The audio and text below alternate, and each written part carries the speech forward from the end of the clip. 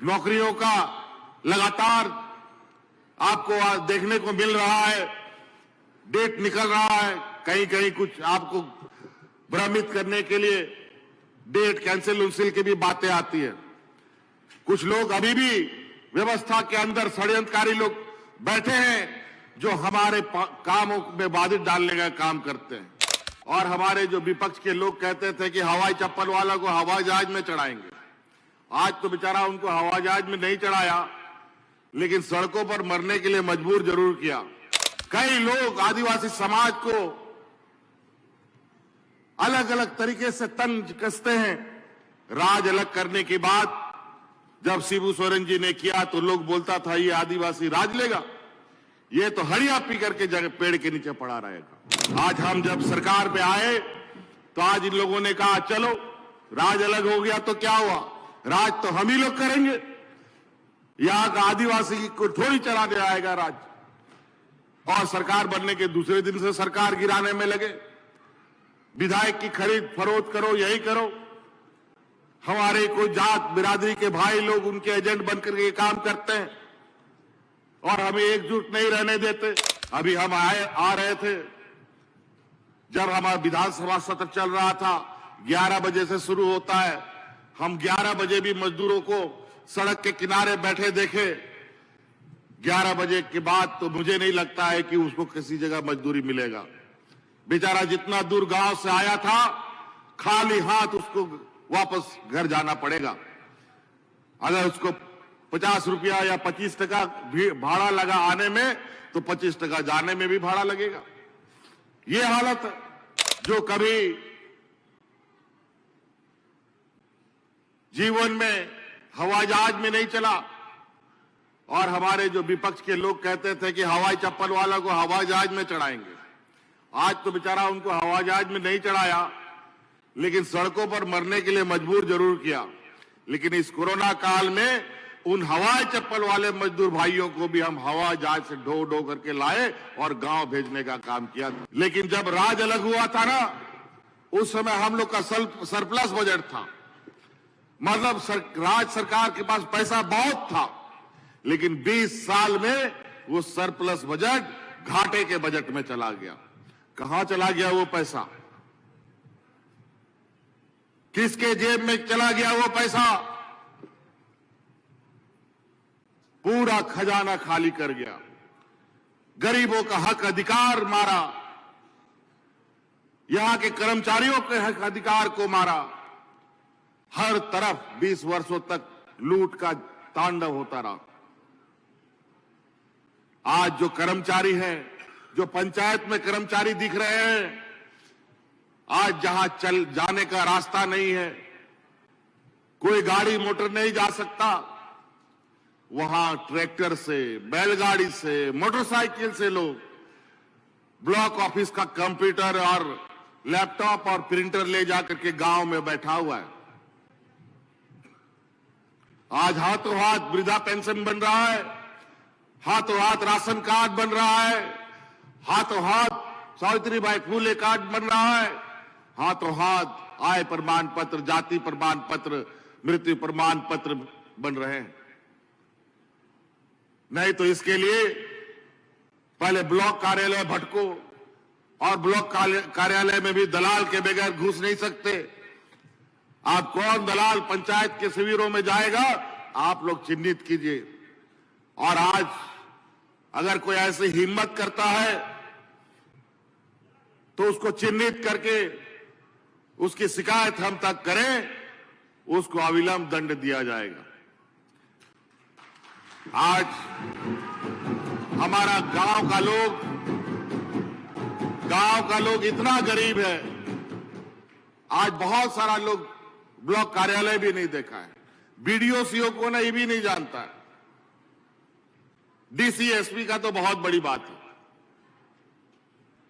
आज इसीलिए हमने अब आपको ब्लॉक कार्यालय, जिला कार्यालय भटकने की जरूरत ना पड़े, इसीलिए सभी कार्यालयों को हमने आपके दरवाजे में पहुंचा रखा है।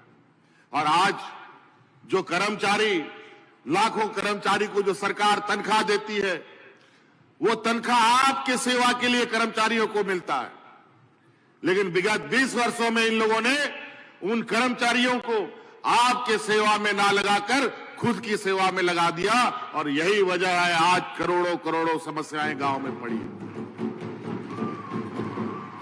अभी हम आ रहे थे, जब हमारा विधानसभा सत्र चल रहा था, 11 बजे से शुरू होता है। हम 11 बजे भी मजदूरों को सड़क के किनारे बैठे देखे। 11 बजे के बाद तो मुझे नहीं लगता है कि उसको किसी जगह मजदूरी मिलेगा। बेचारा जितना दूर गांव से आया था, खाली हाथ उसको वापस घर जाना पड़ेगा। अगर उसको 50 रुपया या 25 टका भाड़ा लगा आने में, तो 25 टका जाने में भी भाड़ा लगेगा। ये हालत है। इतनी गरीबी है, और इसके ऊपर सबसे पहले गांव में हमारे बच्चियों पर कैद पर बाता है गरीबी। 8वां 9वां 10वां हमारी बच्ची पास नहीं करती है, मां बाप लोग उसके लिए दूल्हा ढूंढने लगता है, शादी कर देता है। बेचारा ठीक से पढ़ भी नहीं पाई और घर का बोझ उसको लाद दिया। हम उन मां बाप से विनती करेंगे कि अब बेटियां हमारी बोझ नहीं बनेंगी, अब बेटियों के लिए सरकार जिम्मेवारी उठाएगी। इसका पहला कदम सावित्रीबाई फूले योजना यहां से हमने इनको जोड़ा है। आज इस योजना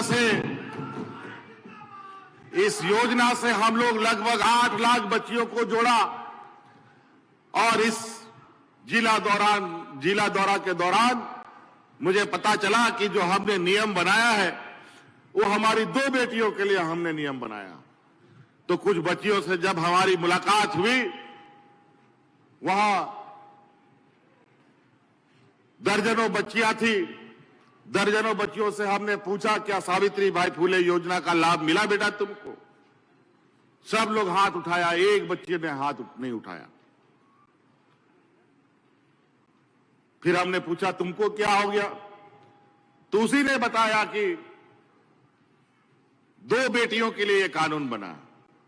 ये पदाधिकारियों ने ठीक से मुझे बताया नहीं, अगर बताया होगा तो हमको याद नहीं। हमने उसी समय निर्णय लिया, आप घर में अगर 4 बेटी भी है, 3 बेटी भी है, तो 5 बेटी भी है, तो सभी को सावित्री। बहुत ही ज्यादा तकलीफ होती है कि हमारी महिलाएं बड़े पैमाने पर हड़िया दारू बेचती हैं बेचारे, हाथ में, पेड़ के नीचे, बस स्टैंड के अगल बगल। बहुत इससे आपको मैं बता दूं, इससे हमारा समाज आगे नहीं बढ़ेगा, इससे बल्कि हमारा समाज और पिछड़ जाएगा। और इसमें कुछ लोग बड़े सुनियोजित तरीके से इसका एक व्यापार बना लिया है, और वो हमारे हाथ के माध्यम से अपना जेब भर रहा है। मैं उन महिलाओं से कहना चाहूंगा कि आपके लिए हमने फूलो झानो आशीर्वाद योजना लाया। आप जो माथा में जो हड़िया का डेगची लेके घूम जाते हैं, आप वो डेगची को उठा के फेंकिए और सरकार की योजना को माथा में लेके चलिए। देखिए आप कितना मान सम्मान से जिएंगे, हमारा परिवार और समाज कितने मान सम्मान से आगे बढ़ेगा। फिर कोई नहीं रोक सकता। आज कई लोग आदिवासी समाज को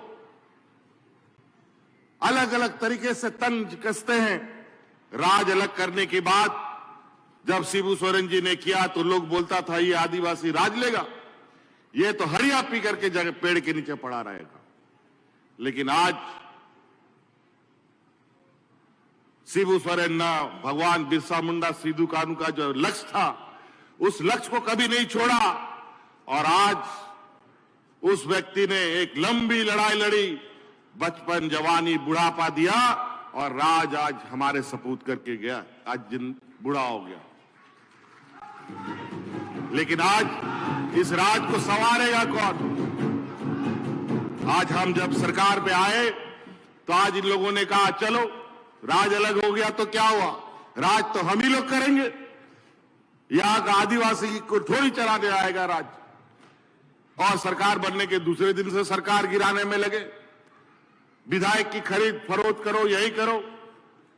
हमारे कोई जात बिरादरी के भाई लोग उनके एजेंट बनकर के काम करते हैं और हमें एकजुट नहीं रहने देते।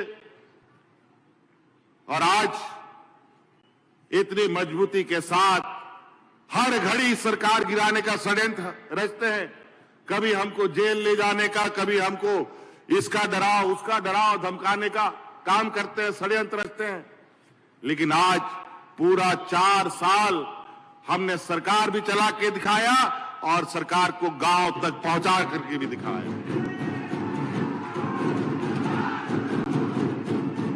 और आज गांव ही सरकार तक, गांव ही नहीं पहुंचा सरकार तक।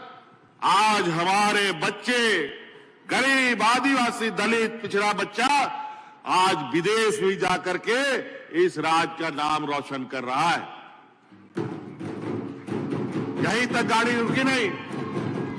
और जब तक हम रहेंगे, आप पदाधिकारी जिला और प्रखंड कार्यालय नहीं बल्कि आपके दरवाजा में खटखटाते हुए हर दिन कोई ना कोई आपकी समस्या का समाधान करने के लिए पहुंचेगा। हर इंसान को रोटी, कपड़ा और मकान बहुत जरूरी है, चाहे वो नौजवान हो, चाहे महिला हो, चाहे पुरुष हो।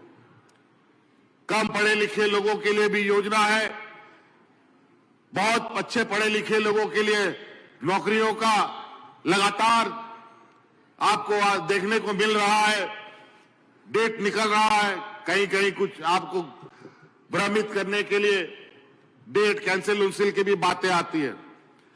कुछ लोग अभी भी व्यवस्था के अंदर षड्यंत्रकारी लोग बैठे हैं जो हमारे कामों में बाधित डालने का काम करते हैं। चिंता मत कीजिए, अब अगला चुनाव फिर से अगले 5 साल के लिए चुनाव होगा और उसके बाद 5 साल जो ये सरकार आपके द्वार है, अब ये तो हर साल लगेगा।